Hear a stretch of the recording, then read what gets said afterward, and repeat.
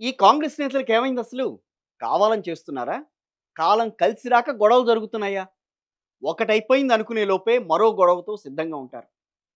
పై level నాయకులు ఏదో ఒకటి చేస్తే వివాదాన్ని సద్దుమణిగేలా చేసినా ఇంకో గొడవ వచ్చేందుకు పెద్దగా లేట్ కూడా కావట్లేదు. మొన్న మనందరికీ తెలిసిందే మంత్రుల మధ్య ఒక గొడవ జరిగిందే. తనను ఏదో తిట్టాడని మంత్రి అడ్లూరి లక్ష్మణ్ మరో మంత్రి పొన్నం ప్రభాకర్‌పై తీవ్ర స్థాయిలో మండిపడ్డారు.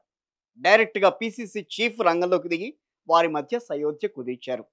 అదైపోయిందో లేదో Anjan Kumar Yadav Jubilee hills ticket విషయంలో ఏకంగా ముఖ్యమంత్రి రేవంత్ రెడ్డిని టార్గెట్ చేశారు. నాన్ లోకల్ అని నన్నే పక్కన పెడతారా?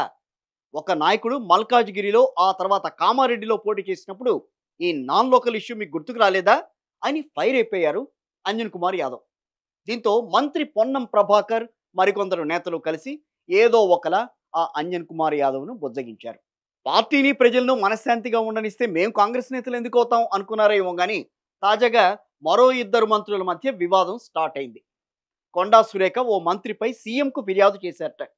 మేడారం పనులకు సంబంధించి 71 కోట్ల విలువైన టెండర్లను ఒక మంత్రి తన మనుషులకు ఇప్పించుకున్నారు అని, అసలు నా శాఖలో ఆయన పెత్తనం ఏంటంటూ కంప్లైంట్ చేశారట. ఆ మంత్రి పొంగులేటి శ్రీనివాస్ రెడ్డే అని గుసగుస వినిపిస్తోంది.